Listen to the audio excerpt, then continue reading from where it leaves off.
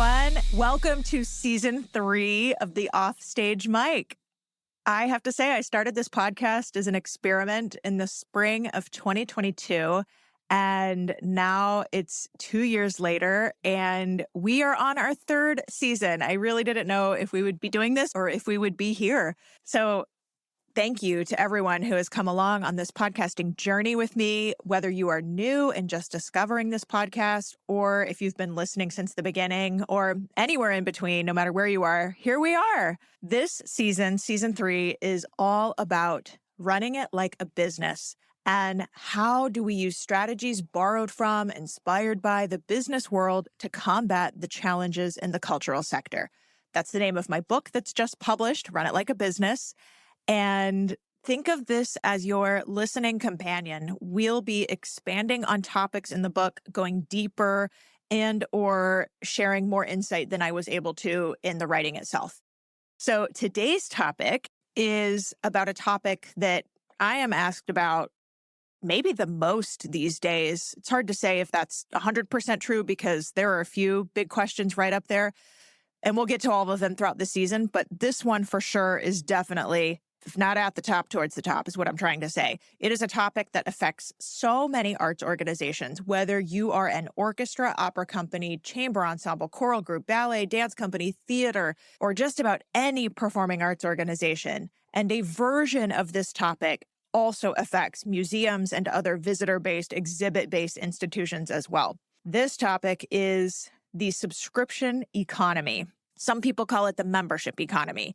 If you offer subscriptions or memberships at your organization, chances are your subscription and membership trends over the last few years have been declining. But it doesn't have to be that way. I am here to tell you. In fact, the subscription economy, membership economy as a whole is booming. It is bigger than it has ever been, to the tune of over $8 trillion globally every year now. That is 20% of all global credit card transactions. Let me say that again. About 20% of all credit card transactions globally now go toward our subscription purchases. That comes from the Subscription Trade Association. They measure all of these kinds of things. And we know this as consumers ourselves. Amazon, Netflix, but not just those. We get just about everything delivered to our door or services online for the monthly fee or the annual fee. So there you go, 20% of all credit card transactions. Yet in the arts, subscriptions are on the decline and have been for several years now. Some even say, maybe you've heard this, some even say the subscription model is dead. To me, these two things do not compute. How can the subscription model be thriving everywhere else, but not working for us? So this question had been plaguing me for a while, and I went on a research deep dive on this issue to try to understand what was going on. And it turns out there are some big differences between what those other thriving subscription membership brands are doing and what most arts organizations do. So we are going to talk it through in this episode. And as we get going, I have a free cheat sheet for you on this topic. Go to my website at aubreybergauer.com/22. That's the episode number 22. And you can get your free download. It's called 3 Reasons Your Subscriptions Are Declining and 11 Ways to Combat It. It covers more than we're even able to get to in this episode. Like I said, we're going to talk it through here as well. Welcome everybody to season 3 of the Offstage mic. Let's do it. I'm Aubrey Bergauer, and welcome to my podcast. I'm known in the arts world for being customer-centric, data-obsessed, and for growing revenue. The arts are my vehicle to make the change I want to see in this world, like creating places of belonging, pursuing gender and racial equality, developing high-performing teams and leaders, and leveraging technology to elevate our work. I've been called the Steve Jobs of classical music and the Sheryl Sandberg of the symphony.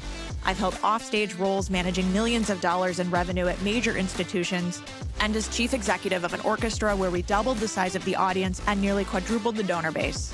And now I'm here to help you achieve that same kind of success. In this podcast, we are sorting through the data inside and outside the arts, applying those findings to our work, leading out with our values, and bringing in some expert voices along the way. all to build the vibrant future we know is possible for our institutions and for ourselves as Offstage administrators and leaders. This podcast is about optimizing the business around the art, not sacrificing it. You're listening to the Offstage Mic. Have you read CoreStorm's new State of the Arts report yet? It's a data-driven resource for all things arts education in the past year. This one is for all the executive directors of nonprofit arts organizations, teaching artists, and other leaders in the arts and culture community. Imagine tapping into more than 10 years of exclusive class registration data to uncover invaluable insights for your organization.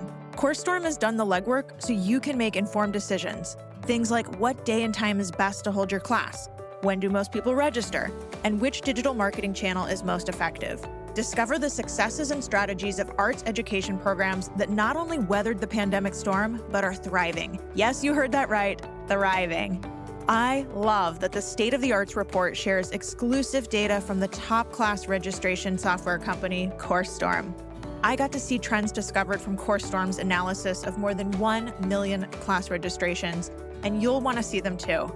So, if you're ready to elevate your education program, don't miss out on the State of the Arts report.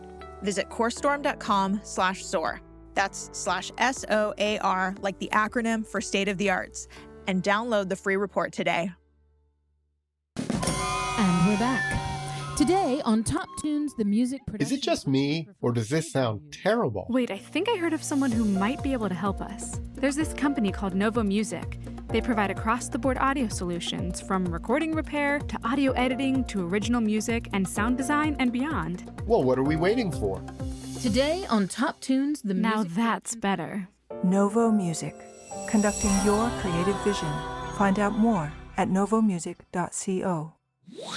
All right, so 3 big ways we as arts organizations differ in terms of our subscription model, membership models, than the broader membership economy, than these other subscription and membership brands that are really thriving, growing to the tune of those trillions of dollars I mentioned at the top. There's 3 big ways overall. We are going to talk in depth about the first. So to say them all here, to list all 3 out, the first reason we are different than these other subscription brands is the first-year cliff. That's the one we're going to unpack today. The second is what I call backwards renewals. And the third way we're different is that we're kind of bad at behavioral repetition. Let's unpack some of this at least. What is the first-year cliff? The first-year cliff is that nationwide, this is true definitely for orchestras as well as museums, the statistic I'm about to share. And nationwide, the first-year renewal rate for subscribers or members is about 50%. Half of our first-year new subscribers do not renew that subscription. For donors across all of nonprofit, only 19% of new donors, first-year donors, renew their gift. Definitely donation revenue is part of the membership economy. The idea is that we want all of this to be recurring revenue. So when 50% of new subscribers or new members do not renew the gift, 19% of new donors renew. To flip that, that's to say up to 81% of new donors are not renewing their gift across the whole nonprofit sector. These numbers are not producing recurring revenue. So what are your first-year subscription renewals? That's the first question. If you are not currently breaking out first year from the rest, if you are only looking at your full total renewal rate, that's step 1. I encourage you to do that. Break out first-year subscription renewals separately in some of your tracking and metrics, just so you can see what is that number for your organization. Participants in my Run It Like a Business Academy get a template spreadsheet that does all the math for you for both your donors and your subscribers, but you can do it yourself if you want. So start there, because in any subscription model for any industry, the greatest turnover is always that first year. So that's true no matter if you're inside the arts or outside the arts. That first, whatever the first period is, whether it's a monthly giving or monthly service or whatever, or in this case, annual subscription, annual donation, the first period is always the highest turnover. However, our goal, your goal, my goal is to minimize that turnover as much as possible. 50%, not great, right? 81%, definitely not great. So what's the number for you? We're going to come back to that in a moment. But first, let me just briefly define the other two big differences so you at least have that in your pocket. Backwards renewals.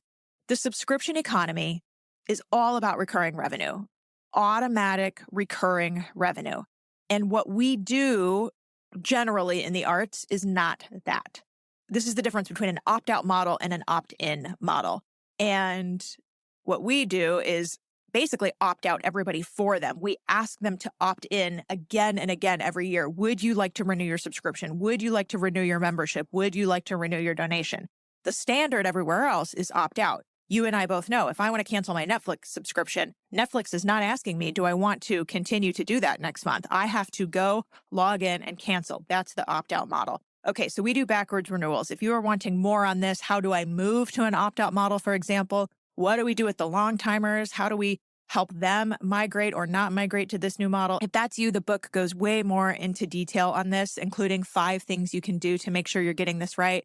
My Run It Like a Business Academy walks you through a work plan that can be rolled out over a few seasons to gradually move patrons if you don't want to, rip the Band-Aid off approach. So there's more info for you in all of those places. But for now, to define the third big way that arts organizations are doing subscriptions, memberships different than other sectors is this idea of behavioral repetition. So here's what this means. Behavioral repetition is asking patrons to repeat the same behavior until a habit is formed before introducing anything new. For other brands, it's customers. Ask customers to repeat the same behavior until a habit is formed before introducing anything new. So orchestras, opera companies, theaters, ballet and dance companies, whoever you are, choral groups, jazz, even museums and zoos, other visitor-based, exhibit-based organizations, hear me say this. We are upselling our patrons too much too soon. There is a lot more to say on this. I do in my book. I have a free long haul model blog post on all of this. This upsell too much too soon actually brings us full circle because it is a big reason why that first year cliff exists. And like I said, this is where we are going to spend most of our time today. So why does the first year cliff even matter? Let's do some math. And I'll say this is here for the podcast. This math is not, I don't think I have it anywhere else on website or blogs or book or anything. So, okay. The data show that second year subscribers, so once they get past that first year hurdle and they have renewed, second year subscribers renew at much higher rates. This is great news for us. So let's say for this exercise we're going to do here, that's 70%. A lot of times for second year subscribers, it's higher than 70% even, but let's say for the sake of the exercise, it's about 70% for now. By the time somebody is a third year subscriber or longer, those renewal rates are more like 90%, especially for the people who've been subscribing for 4 years, 5 years, even longer for sure. But more often than not, by the time they're a second year subscriber, they're pretty much sticking with us. And by the time they're third year plus, they are really, really with us, barring global pandemics. But side note, I will say the subscribers that are still with us, still with you, they're not going anywhere now. They have literally proven a worldwide contagious disease will not keep them away. They are so loyal. This is fantastic. So when we think about, put a pin in this, when you think about what are our long timers going to think or do for insert any question, change, something you want to roll out your organization, they're so, so loyal. It's not the concern you think. Okay, good news. So given all of those statistics, given all of that, let's do some math. Let's say you have, to keep this simple, let's say you have 100 new subscribers. The average packet price varies a lot between organizations. So again, just to try to have some easy math here, let's just say for the sake of this exercise, the average package price for a new subscriber is $250. So 100 new subscribers times $250, $25,000. Okay, that would be the revenue from these first year subscribers. At a 50% renewal rate, the kind of base rate, first year cliff number for a lot of organizations, that means of those 100 new subscriber households, 50 of them renew. Let's keep the price the same. That makes $12,500, the revenue for the second year. Went from $25,000 to $12,500. That is a lot less money. Now, what a lot of organizations do is then increase price to combat this. So instead of $250, let's say this fictitious organization decides to charge $275 or $300. Okay, we'll keep it lower for the sake of the math. 50 households now times $275 average package price, $13,750. That is only $1,250 more with the same renewal rate, okay? Now, we know those second-year renewal rates are higher. So let's say if only 70% of those people renew the following year, that's 35 households. At this higher $275 price, that's $9,625, so just under 10 grand. Even after raising the price, that is only a difference of $875 more than if the price had just stayed the same. So just file that away too. We think about all these raising prices and kind of nickeling and diming and dialing it up a little bit. At least in this exercise, it's not that much more money. Okay, so can we please agree, no matter what your numbers are and how many subscribers you have, that raising prices alone is not going to solve the challenges with declining subscriptions? And by the way, in this example, going from $250 a subscription to $275, that's a 10% increase. And you can't raise them by that much every year anyways. Not a good look, not effective, right? So all this is to say, raising prices, not going to solve everything for us. By comparison, if that renewal rate in the same exercise for first-year subscribers went from 50% to just 60%. So instead of prices going up by 10%, now it's the renewal rate goes up by 10%. What does that look like? Well, 100 households renewing at 60% means 60 households renew.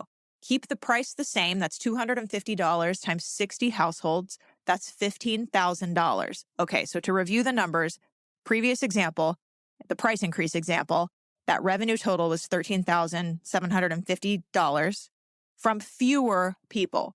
In year two, let's say 70% of those second-year subs renew, 70% of 60 households, that's 42 households at $250 each, keeping the price the same again, that's $10,500. Compared to the price increase example, which was under $10,000. So about $1,000 less with fewer households.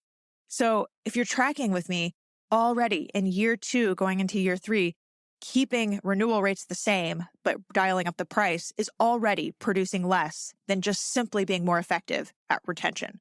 Okay, so take this 1 year further. If you add all 3 years together, that is $25,000 in year one, their first year, that 100 households times $250, plus $15,000 their second year, plus $10,500 their third year.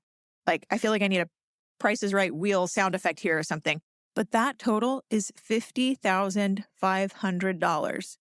Okay, if you want to redo this math yourself, go for it. If you want to recreate it. But okay, to summarize, 50 grand is the way where we increase retention. That total over the same 3 years, the price increase way is $48,300. So I know somebody here listening is probably thinking, okay, Aubrey, you just talked us through all of those numbers. And in the end, you're telling us $50,000 versus $48,000, basically. What's the big deal? It is only $2,100 different. First of all, this example is only 100 households and subscriptions at 250. So maybe that resonates for your organization. Maybe that sounds about right. But if you're at an organization that does anything more than that, the scale's bigger and then the difference isn't $2,000. Also, I want to say, would you rather, okay, this is a fun game. Would you rather have more money from more people without ever raising prices, or at least not raising them for 3 years, as was the case in this example I gave? Or would you rather have less money from fewer people? If you're still not sure, ask your development and fundraising colleagues, because while we should not solicit and upsell too much too soon, if you've listened to me or read my work for any amount of time, by year 2 and definitely by year 3 of this plan, you definitely should be asking those subscribers for a donation, because remember, they're increasingly loyal at that point. So what would the fundraising folks rather have? Would they rather have a bigger pool of highly qualified prospects or a smaller prospect pool? So hopefully by now you see the value. I don't know if you think I'm being pedantic or not, but just laying it out like this, hopefully by now you see the value in increasing first-year subscriber renewal rates. If you don't, fine, just keep doing what you're doing and raise prices and see how that plays out for you. But if you are thinking that was a lot of math, especially to hear verbally, but I do understand the concept. If that's you, then keep listening. The rest of this episode is for you. Okay, so the first year cliff. What do we do to combat this so that we can have those higher renewal rates, so that we do get from 50 to 60% renewal rates for our first year subscribers or higher? The answer is there's a 3-step process, and I'm going to lay it out for you. This is what the other brands do, the other successful subscription and membership brands. Pretty much all of this can be applied to memberships and fundraising as well. Okay, so step number 1, to get the higher renewal rate, it starts at the beginning. Invest in onboarding. What does onboarding normally look like for a new subscriber? Think about that. From your organization, probably some sort of confirmation email, a ticket mailing with a nice cover letter.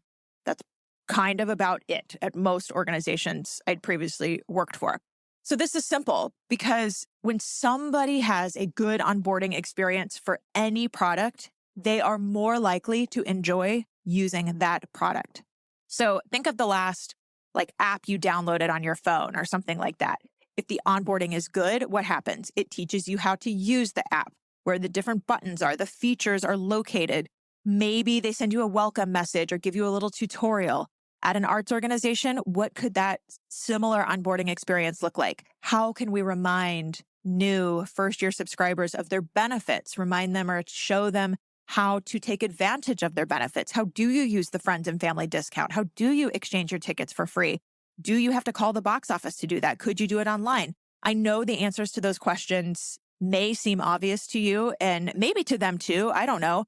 But part of good onboarding is making sure it's obvious, making sure the subscriber knows how to take advantage of the product or service they just purchased. So same thing applies to donors. Like I said, what's your onboarding? Is it an acknowledgement letter, basically the tax receipt? That is not the shining beacon of onboarding success, right? So think about that. I think about this a lot in my own community, actually. I ask myself this too, and especially a couple months ago, I just hit 1 year of having my own membership community. And I was thinking since day one, how can I help usher them in? So the experience of taking this step to join as a member, which is also recurring revenue for my business, same idea as the entire subscription economy. How do I help them get ramped up and plugged in quickly? That is the question I'm asking myself as I was setting up my onboarding. And just to paint the picture, peel back the curtain a little, this is not exactly the same as subscriptions or memberships for an arts organization, but hopefully will help to draw some parallels. When somebody joins my community, they immediately get a welcome DM from Alana in the community. This is automated, but it's actually her words that she wrote. And the user or member, subscriber, they get their confirmation email directing them to this onboarding sequence that's been unlocked for them. It walks them through the different areas of the community, gives them a video tour, gives a prompt for them to introduce themselves. The more they engage, the more likely they are to renew.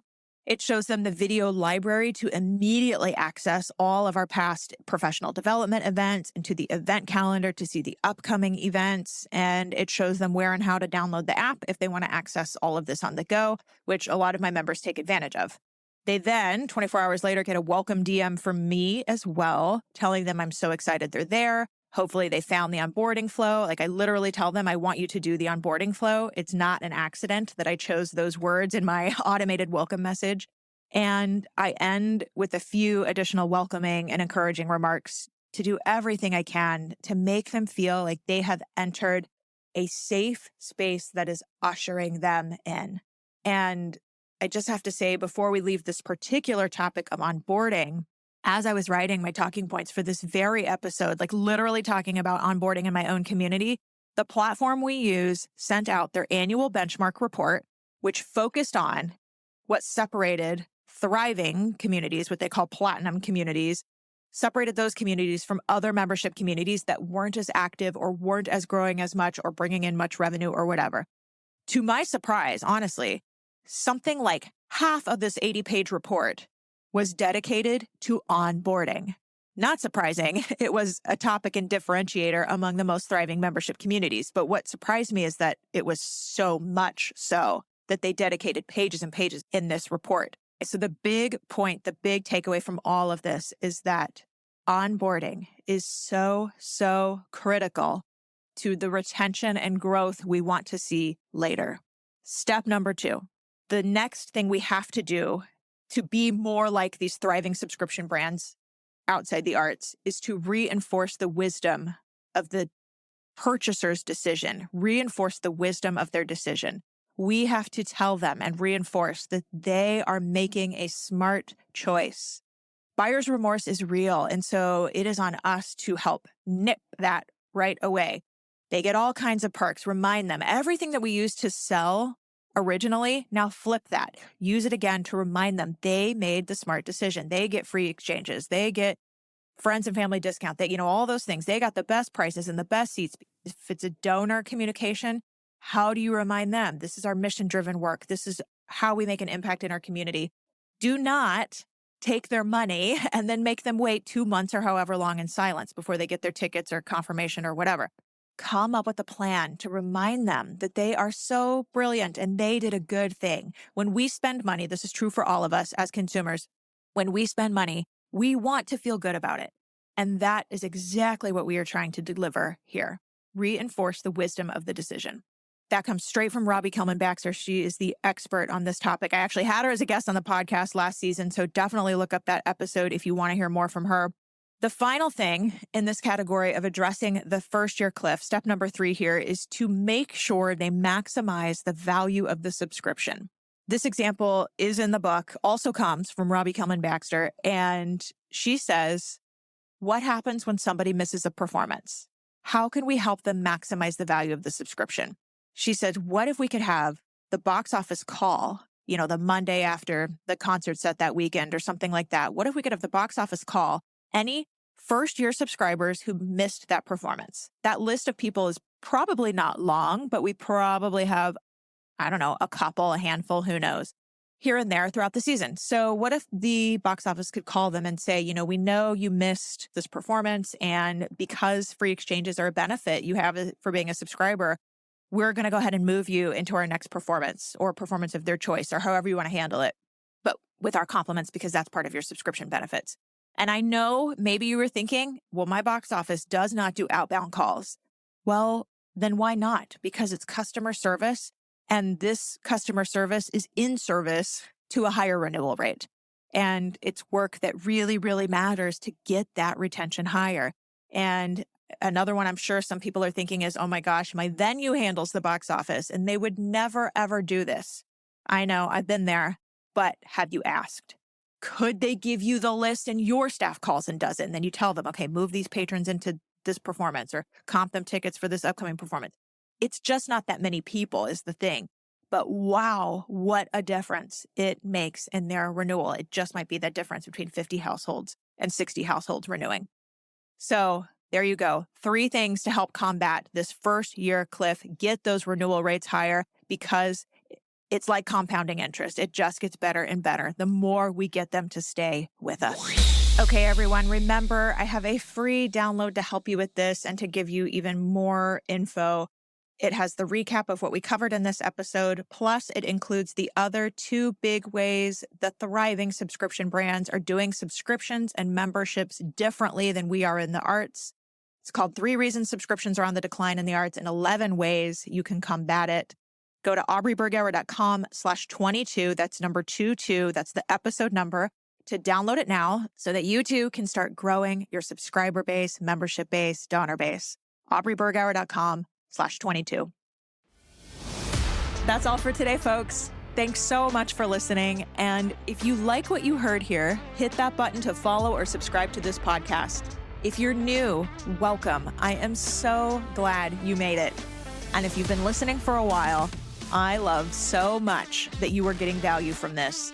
So if that's you, please take just 2 seconds to leave a quick 1-tap rating. Full-on review isn't even required if you're short on time. To all of you, once more, thanks again. I'll see you next time right here on the Offstage Mic. The Offstage Mic was produced by me, Aubrey Bergauer, and edited by Novo Music, an audio production company of all women audio engineers and musicians. Additional podcast support comes from the Changing the Narrative team and social media brand management by Classical Content. This is a production of Changing the Narrative.